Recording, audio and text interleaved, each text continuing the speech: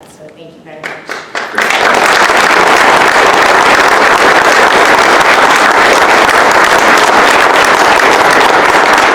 And just to recognize a few folks, I know that your department heads for your administration are here. I wish folks at home could see them.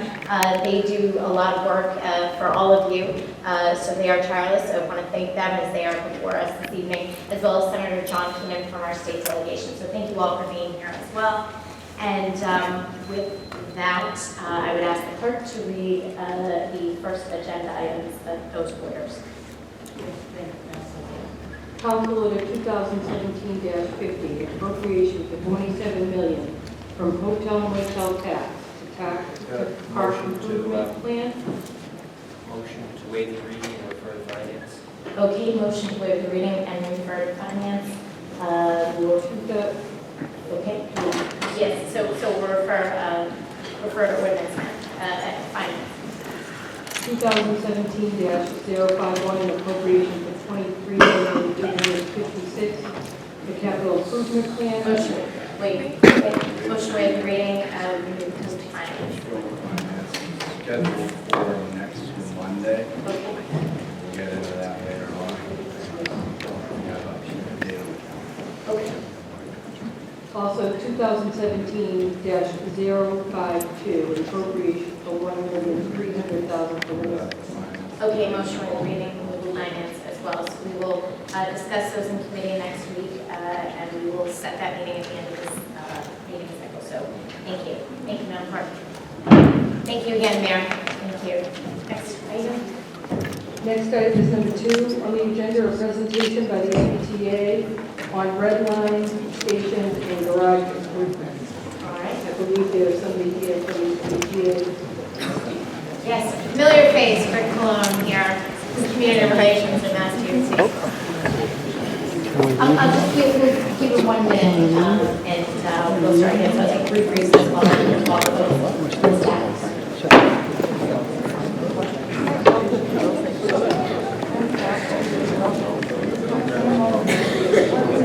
That's fun. Thank you.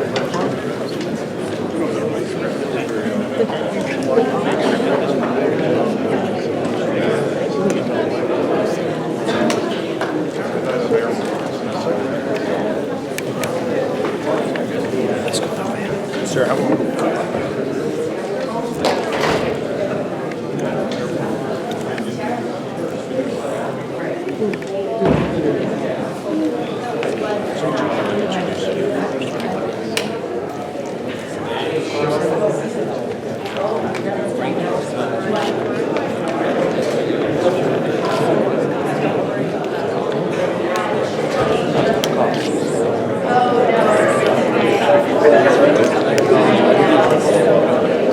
You think they get paid to show up?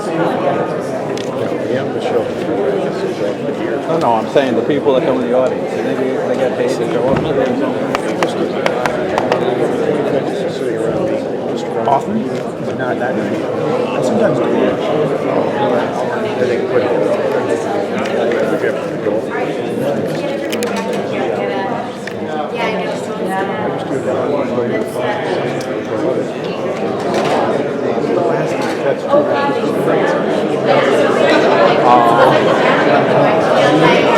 Well, you know what they are. They're only that's what they have. You want to spend the entire debt with it. Like right now, our equalization is you can borrow up to $600 million. We only got borrowed right now about $250. So we can borrow $350 more. And they can be able to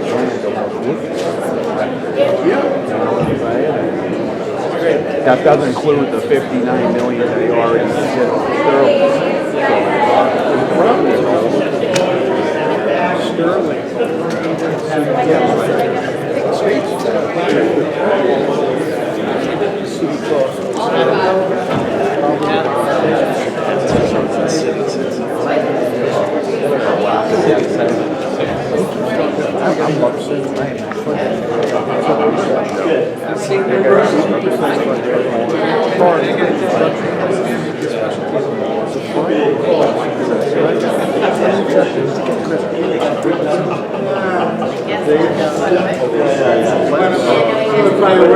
Yes.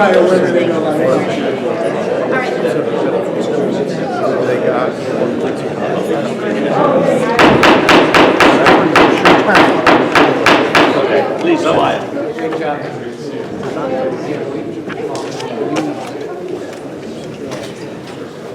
Right.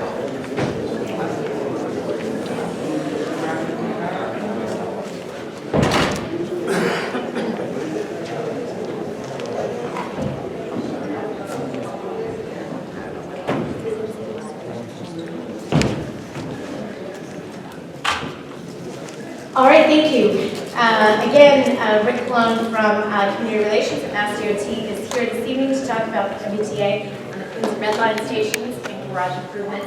Rick, thank you for being here. Thank you, Madam President, members of the council, good evening. It's a great pleasure to be here tonight. Our presentation tonight is a culmination of a lot of hard work by the MBTA, a lot of partnerships with the city of Quincy and many others. It's a good news story, in fact. It's kind of a nice segue from Mayor Koch's presentation about investment in the city of Quincy. I'd like to ask you to key in on three important points that will come across in tonight's presentation. The first, the MBTA has made significant investments in the city of Quincy and Braintree. Investments totaling almost $1 billion over the past few years and going into the next few years as well. So taken in their totality, these projects will virtually create a new red line for the South Shore. And the third point I'd like to mention is that through the partnerships between the City of Quincy, the MBTA, and others, we will provide more options for commuters and create transit-oriented development opportunities for the City of Quincy and the MBTA. Now, this second slide shows the projects that we will be discussing tonight, along with their associated costs and timelines. You can see one of the projects, the Winter Resiliency Project, is complete. We'll get into the details of that and other projects around operations next. And so you can see clearly that the total investment really suggests that this is a generational investment in the red line by the MBTA.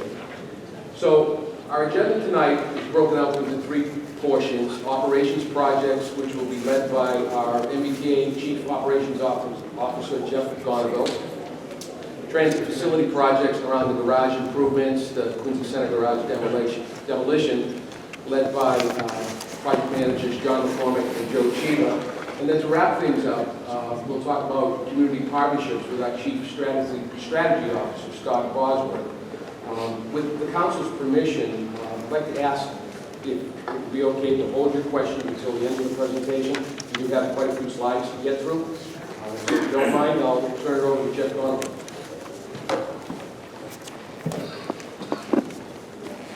Good evening, Council President, members of the council.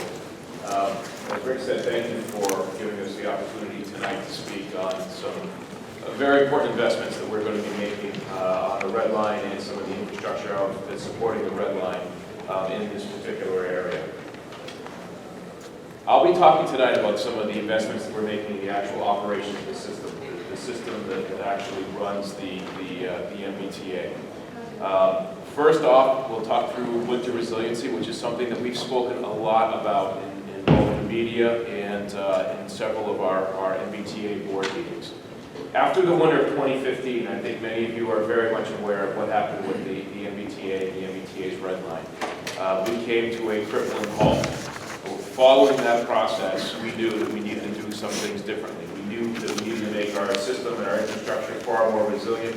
We knew we needed to invest in both rail-borne snow fighting equipment, invest in our vehicles to make them more resilient to inclement weather, as well as making some upgrades in our infrastructure to also make that more resilient. We've invested about $110 million in 2 phases of programs for winter resiliency. The programs spanned over the last 2 years.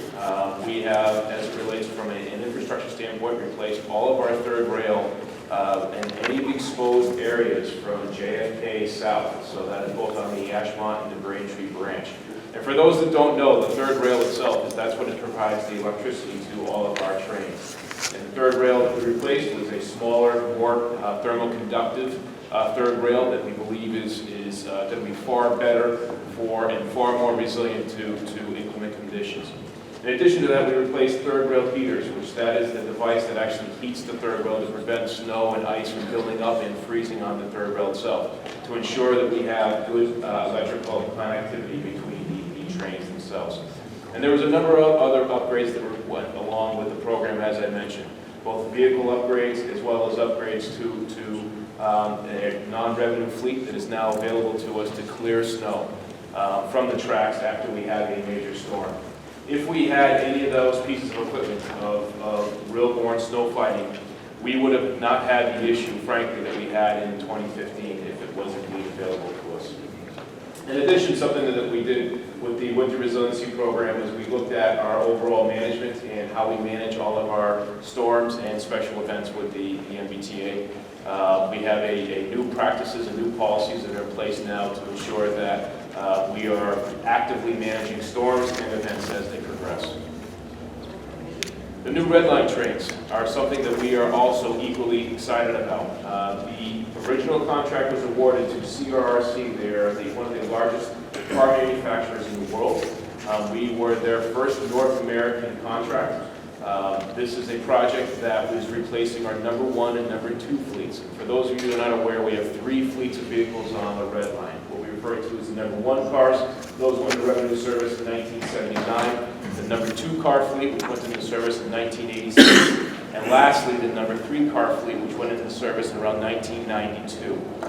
The original contract was to replace the number 1s and the number 2 cars, so 1-for-1 replacement. What we began doing and what we were working on over the last year is a study to evaluate whether it was warranted to do a midlife overhaul on the 86 number 3 cars. Those vehicles themselves now are due for a major overhaul and due for a major rework. Ultimately, the decision was made by our board to award an additional contract to CRRC now for additional vehicles or replacing these 86 number 3 cars. Along with that, we are purchasing some additional cars to give us additional capacity on the red line. So this will give us now a total of 252 cars on the red line. The delivery of these vehicles is going to begin in 2019 and will be ended in 2024. These vehicles themselves are going to have a number of upgrades, upgrades in their propulsion system, upgrades in their braking system. They'll have a number of passenger amenities that will have them be improved on the vehicles themselves. Wider doors, so our current doors on the red line cars now are about 48 inches wide. We're going to have a 64-inch wide door opening. And when I move into the next slide, I'll talk about why that is important. One of the things that we've been looking a lot at is what we can do to gain capacity and have capacity on the red line. We know that we have capacity issues now, particularly on this branch heading northbound in the morning. We needed to do something, and we needed to do something very quickly. The combination of the programs that I will be speaking about in this presentation, as well as some future programs that we're going to be doing, we're confident that we can make a significant increase in capacity on the line. First off, as it relates to the 64-inch wide doors on these cars, as well as the passenger layouts and the layouts of the cars themselves. We believe that this will have a significant impact in the amount of time that people take the board and the light off of all of our trains. And typically, in most transit systems, you want to see about a 45-second dwell time. That's the amount of time the train sits in the station before it proceeds out.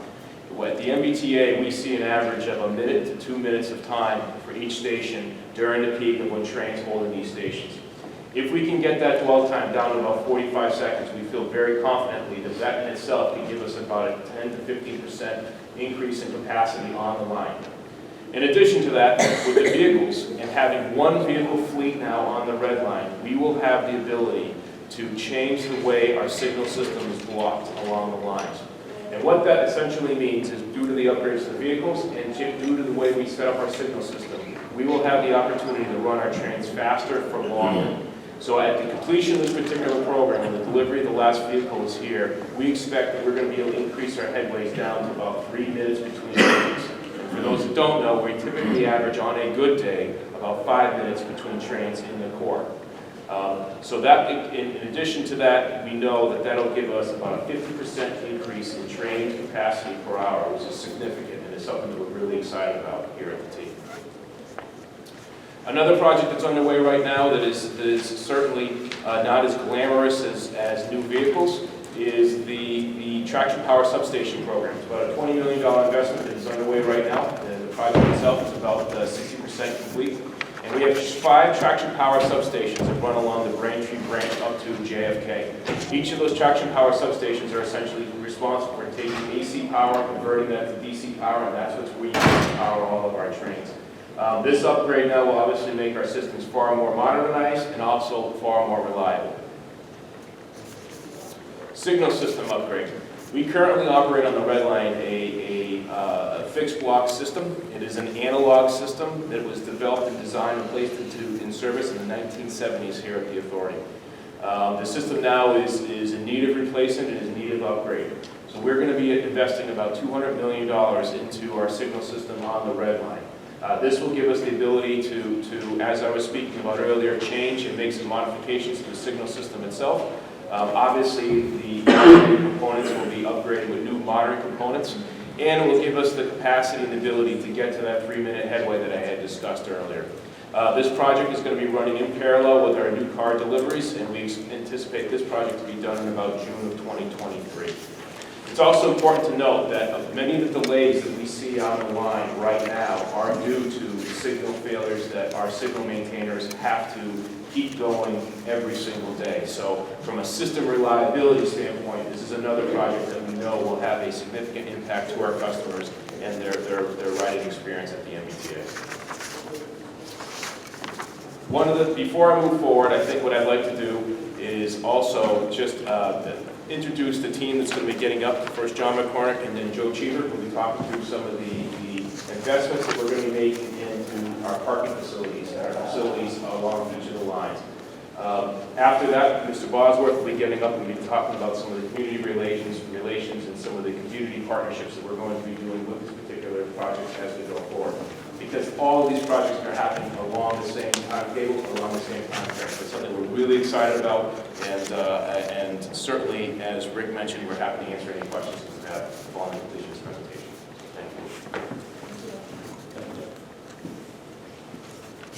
you. Good evening, Madam President and members of the council. Appreciate it. My name is John McCormick. I'm Project Manager for the MBTA, Capital Delivery Department. As Jeff mentioned, I'd like to introduce you tonight to parking garage projects, state good repair projects we have coming up. I'm going to start with Braintree, if that's okay. Quincy was once a part of Braintree, I believe. Our Braintree station is a $31 million project. We're going to renovate it, make it accessible by adding 2 elevators, bring it into a basic state of good repair. That's through structural repairs, replacement of existing systems, and the addition of 2 elevators, redundant elevators. We're looking to start construction in the summer of 2017, and the construction duration for the garage renovation is approximately 23 months. And as I mentioned before, we're looking at $31 million for a project cost, construction cost. Just the scope of Braintree is a rendering that shows basically the redundant elevators and the stairway, adjacent stairway. The canopy you see crossing the busway is a pedestrian bridge that is deficient and will be demolished and replaced by that canopy. Braintree, we're going to increase the parking spaces, improve traffic circulation. We're going to replace all the signage in the garages. We're going to replace all the systems such as fire protection and fire alarm. We're going to add security cameras, some demolition of a stairway, and making other stairways compliant. Structural repairs at the garage. And just to mention that we have just about completed an urgent structural repair contract at both Braintree and Quincy Adams. All the lighting in both garages will be replaced, and replacement parking is going to be across the street from the Braintree parking garage in the landfill. The town of Braintree is working with us to turn that into a temporary lot. Approximately 130 spots in that landfill. All right, now coming into Quincy Adams Garage. It's our second largest garage on our system, behind the Alewife on the other end of the red line. Same thing with Quincy Adams. We want to rehab it to bring it into a state of good repair. That means a 40-year life horizon, I call it. We want to replace all the systems, and in about 20 years, all those systems will need selective replacement. And with that selective replacement in about 20 years, we'll get another 20 on top of that, so that gives us the 40-year time. Same thing, Quincy Adams and Braintree are part of one contract, South Shore Garage Repairs, and that will start this summer. And Quincy Adams will take longer, it's 39 months. It's already accessible. We'll be adding spaces, and we'll be adding a lot more accessible spaces also. The value of Quincy Adams construction is estimated at $42 million. This is just going over the scope of specifically at Quincy Adams. It shows a shot inside the atrium. The atrium will be turned into part of the drop-off pickup area. Right now it's under the garage closest to the tracks, but we'll bring that into the atrium area. There's one more garage I want to talk about, and it's right here, right next to us. Quincy Center Garage demolition. We'll be taking that down starting this summer. It's going to be part of the Walston Station improvements project. It's all from level 5 down to level 2 will be removed. We'll leave level 2 with a fence around it and get it ready for the development that is to come over the station. The notice to proceed is in summer 2017. That's the same as Walston. We're looking at a duration of 18 months. A lot of that work will have to be looked at closely because it's a performance spec, so the design of the demolition will be done by the contractor. And so there will be a review period, intense review period of that. And the construction value of Quincy Center demo is about $25 million. We intend to keep the station open during the demo, and that's it. All right, now after we finish the demo, we just got a federal grant for the city of Quincy, in the amount of $4.2 million. That's to get what will be replacing the first part will be a new bus facility. This is one of the busiest bus stations on the South Shore. There's 15 bus routes here. We like to, this new bus facility will bring them in off Bergen Parkway and remove them from the Hancock Street side and open up the Hancock Street side for development in the future. And that's going to be through the developer over the areas. I'd like to introduce my colleague Joe Cheever for Walston Station.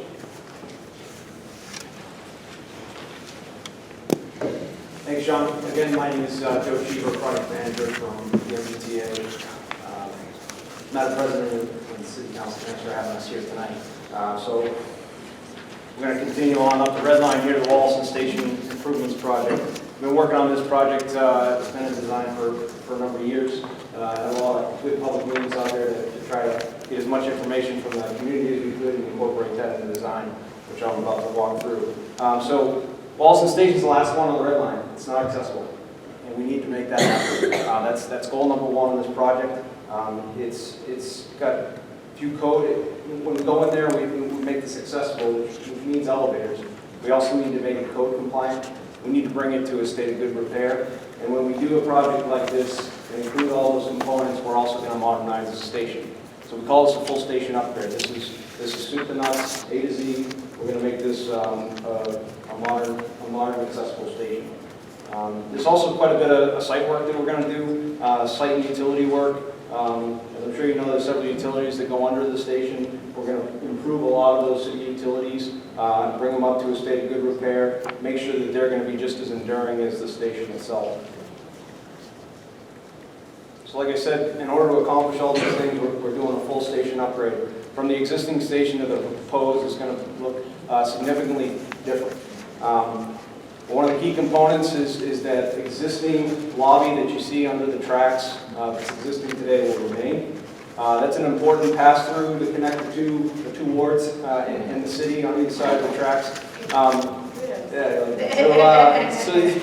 So it was really important to us, in meeting with the community and in the wards. At one point, we looked at several different options as a way to. One of the key components of this is to add a means of egress off the platform on the north end.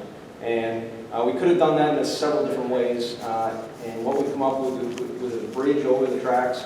So it's a total of 3 elevators. One in the existing lobby to bring you up to the tracks, or you can go up and over the bridge, which has 2 elevators associated with that. So what it does is it takes that existing lobby and expands it significantly so that we have a nice warm space. It's going to be something that you walk into, and it's going to be kind of like a government center feel. Okay, that's what we're trying to do is you walk in there and it's really eye-popping.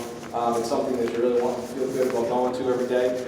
You walk down into the existing lobby and up to the tracks, or you can go up and over the bridge. And we have some options, and it's going to be really a good enduring station for a long time. And that was something that we worked with the community on, right? So at one point we had looked at maybe we don't keep the pass-through, and we went out to the communities. We had several community meetings. We were able to get that back in there, and now you're going to continue to be able to, without having to go through the fare gates, is what I mean. So you don't have to go through the fare gates in order to get from one side of the tracks to the other. So we've opened that up again, and we were able to make that work. So I think it's a great station design that we have now. We've worked hard to get there, and now we have to build it. So we have worked very hard since we got to 100% design, looking at a lot of different ways to try to build the station. Taking into account, first and foremost, safety. Construction safety is so important to us, but also the safety of the passengers and the safety of our contractor. So also the customer experience. So when you think about going to the station every day as it is today, and then going to the station every day while it's under construction are 2 very different things, and we had to take that into account. So we looked at, I want to say, at least 6 different ways to attack this hard station to build. One of the key elements is that it's 14 feet above the existing parking lot. It's a center platform station, so it's really hard to get to the platform from, if you're trying to construct it or deconstruct the existing platform and the existing concrete canopy. And so with those challenges and the 6 different ways we looked at doing this, what our approach is going to be is to do a station closure during construction. And what that means is that we can actually reduce the total duration of the project. That's the amount of time the station is actually under construction is less, which, like I said, from a customer experience perspective, is hopefully something that they would value. It's also 25% less cost, and it's really important to know that it's a lot of less temporary construction. So what you have to do when you try to keep the station open is you extend the platform to the north, or you extend the platform to the south, or you do some sort of plywood barriers to get folks on and off the train. So all those things go away with closing the station during construction. We had a lot of success in doing this at Science Park a few years ago, a 6-month station closure. Orient Heights up in East Boston was an 8-month station closure, and then Government Center was a 2-month station closure. Just like with Government Center, when we open the station, it's fully code compliant, fully, what we call substantially complete. You walk in there and the station is totally complete after that closure, which is what we're going to accomplish here. So what does that mean? That means when the station's closed, customers can't board or go on and off the train there at Wollaston, but the trains continue to go through. And what we're going to set up is a temporary bus service that will run from Wollaston to North Quincy. Customers can still go to Wollaston. There'll be 2 bus stops, one on the Woodbine side, right on Woodbine Avenue, and another bus stop on Newport Avenue. That way we're accommodating both sides of the tracks there. And we'll run a bus service from Wollaston up to North Quincy. Again, those they'll have bus shelters. We're going to have lighting. We're going to have snow removal. We're going to make sure those customers are accommodated and brought up to North Quincy. So again, it's a really exciting project. We're going to get this enduring station up and built, and I think we've come up with an approach here to attack this project as quickly as we can. Like I said, the station with Quincy Center demolition, Quincy Center garage demolition, is going to go out to bid, and we're going to have notice to proceed this summer, and we'll get this project going very soon. So that said, I'm going to hand it over to Scott Bosworth, our Chief Strategy Officer.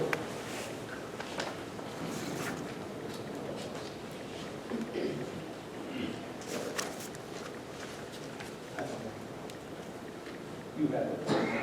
Yes, yeah, we do. That's not this look like it. President Hughes, members of the council, thank you very much. Playing cleanup tonight, I'll try and go very quickly as I wrap up, so we get questions. I'm sure you have a bunch. So I'm going to focus moving up the line up to North Quincy. By this time, I'm sure you're very well versed in the project in North Quincy, the development project by our partners, Pizzuto Corporation, Pizzuto Group in Atlantic Development. We're really excited about this project. We're excited about working with the city of Quincy as we have for the last few years to bring it about. As you all know, it's about a $200 million project. It's going to bring on 610 housing units to the North Quincy parking lot. There's great public benefits to the project, including a very solid tax base of about $1.6 million a year, which will certainly help the capital investment plan that the mayor spoke of earlier. After construction, we will have one-for-one parking. There'll be 852 spots available for our commuters, which is great. What's really important is our commuters and your citizens that use the station will have now direct access into the station from the garage. There'll be an electronic payment system. There'll be parking availability technology in the station, so a much more robust passenger experience. You probably know the schedule better than I do, but our understanding of where the contractor is at this point is that construction of the garage will start in January of 2018. We're expecting it to be a less than a year project, and the contractor will, the developer and the contractors will work together to try and limit that as much as possible. And during this time, though, there will be some parking interruptions. The left-hand side of the lot, or the south side of the lot, will be construction zone. We are working with the contractor and will continue to work with the contractor to limit the amount of spaces that are out of commission during that time, but there will be spots being offline. So as a result, unfortunately people in the crowd can see it, but if you have in front of you the next slide, shows some of the parking areas that we are looking into. We entered a process, next slide. We entered a process with one of your vibrant employers here in town, Granite Telecommunications, to try a parking solution that would benefit both of us, and after a few months. So unfortunately for us, the success of Granite Telecommunications, it just didn't work out. They could not afford to have their parking lot down for the construction of a jointly paid for parking facility for the period of time it would be. And that's a success story. It's unfortunate for both of us because it was a neat public-private partnership. So we've entered a process to find spots to mitigate. The first priority is on-site. So we believe that with the existing parking lot, we would work with some engineers to redesign what will remain there. Work, as I mentioned, work with the contractor and its developer to limit the amount of spots that are available. There is a partner working with the city. We look at Community Shade Boulevard. The MBTA actually owns up for quite a while, seeing if it's possible to park along the side of that road, Minnesota Boulevard, as we go forward.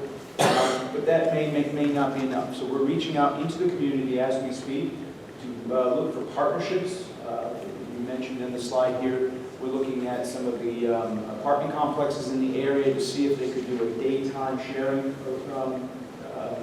arrangement with us. Hopefully, a lot of these facilities, people are gone during the day, we may be able to work a partnership. Doing the same with the employers down at Heritage Drive. You see, obviously, it's State Street and Granite are really thriving down there, so it may be difficult. We're hoping that we might be able to find a solution down there. We've even contemplated, I think it was the suggestion of Senator Keene, perhaps your staff, about maybe even letting the high school charge for some parking during the summer months when it's live, and let them keep the revenue and do something fun with it with the kids. So we're looking at all kinds of things. And then we do know at the end of the day, we will have the DCR lot down at Swan Point. That will be there, and that will be our plan D. But it will be there, and ultimately, if that's what we need to do to replicate the spots and make sure we have it for our passengers, your constituents, we will do that. But in order to do that, we're going to need to, working with the city in our delegation, we worked on a series of mitigation amenities that we are building into our program of projects here that we feel will be helpful. One of them is the continuation of Commander Shea Boulevard. Most of you all probably well familiar with it. You can see up here, right by Boston Scientific, it actually comes to an end. Working with the city and the prodding of the city and the mayor and his staff, we have agreed to fund a $2.1 million project to connect that to the DCR lot, which is back here, which ultimately, as you know, has seasonal water transportation. So we will continue our efforts with the city to get the contract in place to do that, and the permits and everything, all of the required permissions for us to go forward. And as soon as we get that up and running, we will. Additionally, we're quite aware of the traffic along Wallaston Beach Boulevard, and the mayor and his staff requested of us, along with the legislative delegation, asked us to consider a tool that worked very well when the bridge was under the Ponce River Bridge was under construction, which is having a morning rush hour police officer there to direct traffic. The detail down there has worked very well in the past, and we have agreed to have a detail in spot down there during the construction period of Wallaston, the Wallaston Garage, which is the longest of all of the projects in the program of projects that we're talking about. Ferry service, obviously, we have a seasonal service that hopefully will be getting up and running fairly soon. We do have a dock issue down there now. Our partners at DCR, I understand, are working on that with you and your staff and the mayor's staff. But we are committed to working with the city to help make sure that runs again this season, to the point where the Secretary Pollock has offered to subsidize part of that, along with Winthrop. I will note, as long as nobody from Winthrop is watching, that commitment is as long as the schedule works for you. It's important that the schedule works for you, your constituents. So we continue to work with Maureen Geary, and she continues to work with Winthrop and the operator to make sure that it works. Additionally, on water transportation, we have committed to doing a study, a long-term study of the permanent water transportation in Quincy. There was some confusion on this. This is a study that is being done for Quincy, not all of the other harbor towns along the way. So we're excited about it, and we're excited about we continue to work with Frank Trementozio. I understand had surgery, and we missed him, but he has been very, very good to work with. Maureen, Jim Fatsis, Chris Walker have all been excellent to work with through this process as we continue to plan these investments and ultimately bring them on board. Before I wrap up here, I do want to mention we have a few people that have been working very hard. Beth Larkin is our Deputy General Manager of Capital Delivery here. Her and her staff work very, very hard on this. Janelle Chan is our Chief of Real Estate for the MBTA. Paula Fallon is in the Chief Operating Officer's office, and that is very, very helpful in keeping us organized and moving forward. Wrapping up here, we have a very robust plan to reach out to the community to get one-on-one with the community. This is the beginning of a process. It will be ongoing before construction, during construction. It will be on the ground, and it will be successful. We will continue to brief you all, our legislative delegation. We've met a few times, and the team has brought us together. And I don't want to put words in your mouth. You said you're a supporter, but you're going to be watching us very, very carefully through this process. And as I wrapped up, the mayor has been absolutely terrific. He has been a terrific partner in this, an absolutely terrific partner. He has been a tenacious fighter for the people of Quincy, and making sure that these projects, although they're great, there is an impact. And we work hard, we and staff, to make sure that we make it as painless as possible. So, as I wrap up, hopefully we've given you a sense of the excitement that we at MassDOT MBTA have for this program of projects for the Red Line. We, together with you and the citizens of the Commonwealth, are going to be delivering a brand new Red Line, virtually a brand new Red Line, and it will be great. And we thank you very much. We thank you for the continuing partnership with Quincy, and we are open for questions. Thank you very much, Scott. Thank you. Yes, one minute. Councilor Plana. Thank you, Madam President. I want to thank you guys for your time, your team, be up here tonight. You come on a great night with the capital improvement plan by Mayor Croak and all the investment that's going to be put into the city with this council's approval. You come at a great time where the city is doing so much at all different T stations around the downtown district, which is right outside here, right outside the Quincy Center T station here as well.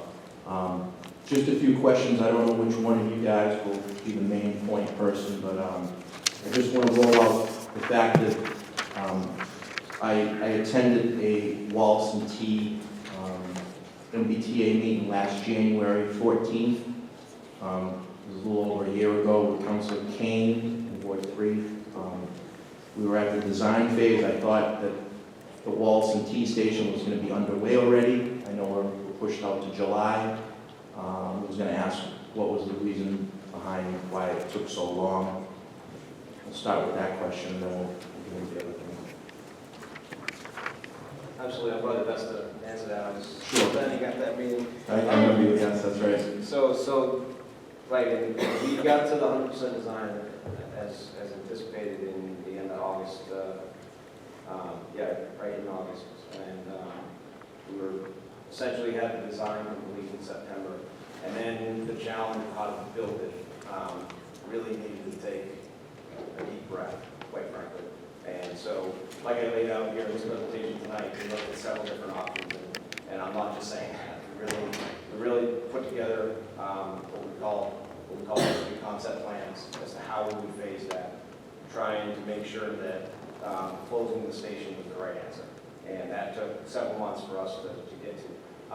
And then beyond that, for my colleagues, but basically had everything ready to go right at the turn of the year. However, we needed to make sure that the impacts of closing the station now, even though that's what's right for Wollaston and building Wollaston, made sense from a community standpoint, from the impacts that were going to happen at North Quincy by closing the station, like Scott went through. I think that was important to take another deep breath to make sure that the impacts that we were going to have closing Wollaston, we had mitigating projects to be able to make sure that it was all in order.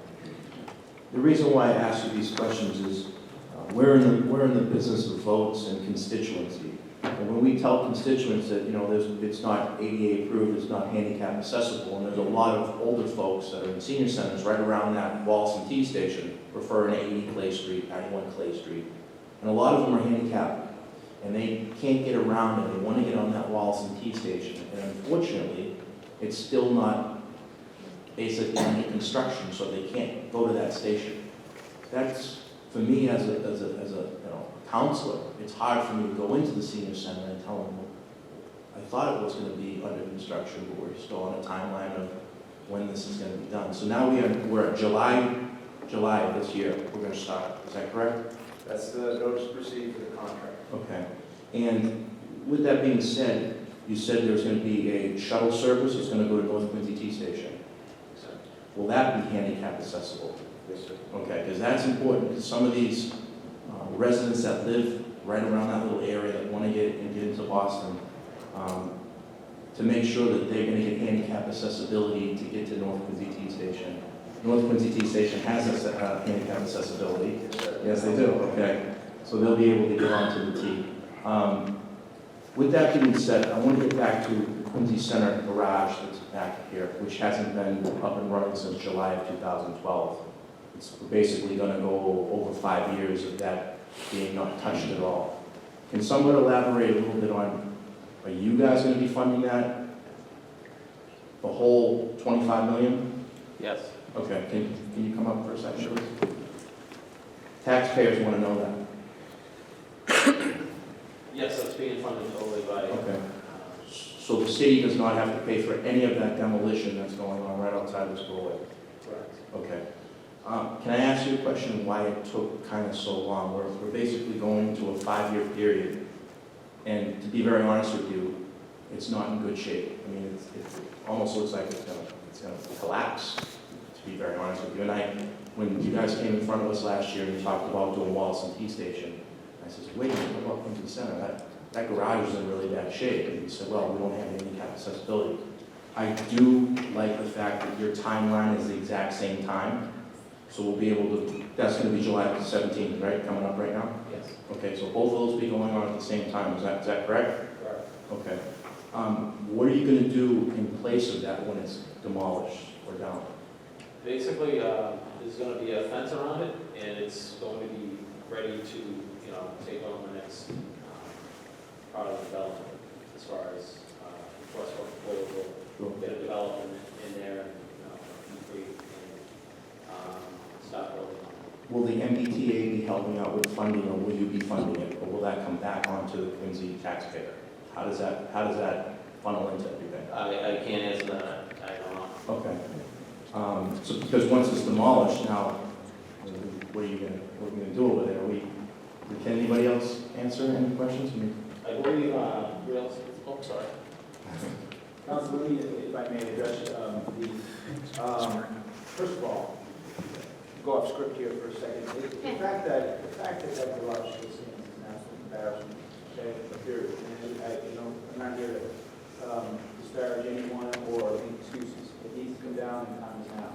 As far as what's left over there, the decision was made with the city of Quincy in order to not, well, basically to give a flat roof to it, where it would be that would be the turnaround area for the bus station, but leave it that way with a simultaneous process to bring on a developer. As the developer, you want your developer, ultimately you want your developer to help you design what they're going to do above, so you can design the bus station work together.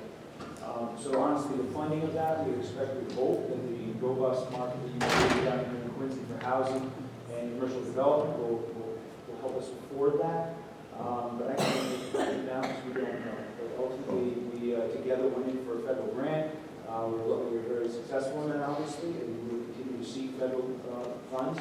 And we will work with the city of Quincy to bring on a developer that has the most robust, approvable plan that can help us get funding for us. Frankly, the demolition, the work we're doing on the platter, it's a lot of the cost. Ultimately, it's, the developer, we believe the developer should. When you talk about funding, is a lot of your funding that you're doing these improvements coming on federal funding, or is it coming out of the MBTA? Where is that percentage-wise of all the whole proposed projects of all the Quincy Center, Quincy Adams, all these different improvements that are in there? It's a mix of funds. Formula funds and MBTA and taxpayer dollars. Okay, what happens if that gets pulled? What happens if that money gets tied up, which we've seen happen to plenty of things that happen in Quincy, like for instance right now, over on in Council Crow's area is the Fall River Field. That money got tied up. It seemed like it was open and it was available, then it got vetoed and then we lost it. Now, the mayor's come back to us with capital improvement plan funding to piece this thing together, and then we got to come in front of the Community Preservation Committee, which I sit on as well. So we're piecing it together. What happens if the money gets pulled and we're timelines off? I mean, constituents are going to be asking us right away, you're doing all the construction, you're doing all the improvements around the city. Developers are involved in this, and there's so many moving parts going on. And what if the MBTA pulls their money and the timeline's off, like Wallaston Key Station is right now, where I thought we were going to be underway with that. I've talked to Council Pan about it a few times and said, oh no, you know, now we come back and it's July 17th. Let me ask you this another question. Can I answer that? Sure. Correct me if I'm wrong.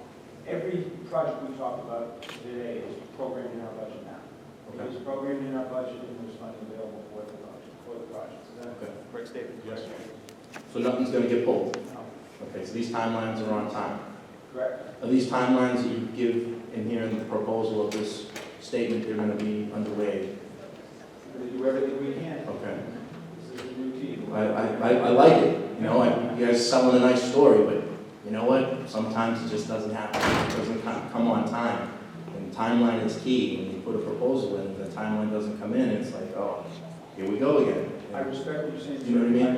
I totally respect Sure. what you're saying. I know you've been around for a while, but I will tell you, we are fully committed to doing these projects and not Sure. doing these every month. Another thing to consider is the fact that when we get into the Wallaston T station and that end under construction, you lose the parking situation over that. You don't have the parking here at Quincy Center. It puts everybody into a little stranglehold of where we're going to park. You know what I mean? So we're going to go through a time period, and we're developing a lot in the city. There's a lot of traffic concerns as well. So now people are scrambling around. Now, I'm happy to hear that you guys did something called Braintree. Maybe the South Shore residents can stop in Braintree and not come to Quincy Adams. Maybe it'll alleviate here. The people that live here maybe go to Quincy Adams to park and go into the T that way. Have you considered that? Because we're going to lose how many parking spots at Wallaston T station? 145. 150 in Wallaston. 115? Yes, So 115, and I'll be honest with you, I've been in there in the morning, it packs up, and and people are swaying around and trying to get to North Quincy. Now that's probably going to be a situation. Now, on the backside of North Quincy T Station over on Newport Ave, is that continuously getting filled up? Will there be any more parking on that area over by the State Street side? Is that, You've got some good news there with Granite Telecommunications purchasing a new building with a parking lot. They have no longer decided to no longer subsidize their employees who park in our lot, so they're no longer parking there. So between that and the underutilization of that spot, that area of the street by Counselor, that's going to, we believe, take up help us out with a lot of the crunch. We want to mention too, that at this day and age, the MBTA is becoming far more technologically savvy, and with apps and our website and other communication tools we have, we are going to have a very robust on-the-ground program with our new parking operator to help us manage through this together. And we believe that there are plenty of options out there. I mentioned some of the options we're looking into. We will have agreements in place to manage parking when the time comes. So when the crunch hits, we will be ready. this proposal that you put out, is there any contingency plan? Like, for instance, is there any more work that's going to be done after this? Do you have any proposals that there's more funding to be done for XYZ station because we've gotten this stuff? Is there any more funding that you're looking to put into Quincy? And the reason why I ask that is I get a lot of complaints about getting onto the Quincy Center T station. And what happens is in the morning they can't get on, the door's open, or they get to Wallaston, the door's open and they can't get onto the T. And I get continuously complaints. Just walking down the street here, I can't get onto the T. What are you going to do? You're building all these more apartments, you're building a downtown development, but we can't get any more people onto the. Are you going to be able to get? We talked a little bit about this before. Are you going to get that timeline down where you get more people on in a faster time? I can tell you for sure, our Chief Operating Officer, Jeff Convo, who's asleep over this issue, and we purchased new red line cars. And some of the programs we'll put in place as a part of that. The doors will open at the same place every time, swifter on and off. Jeff mentioned 50% increased capacity, shortening that headway by down to 3 minutes, a lot more throughput. We expect this to be a whole new experience. All the actions we're taking, we expect that we will be able to manage that flow.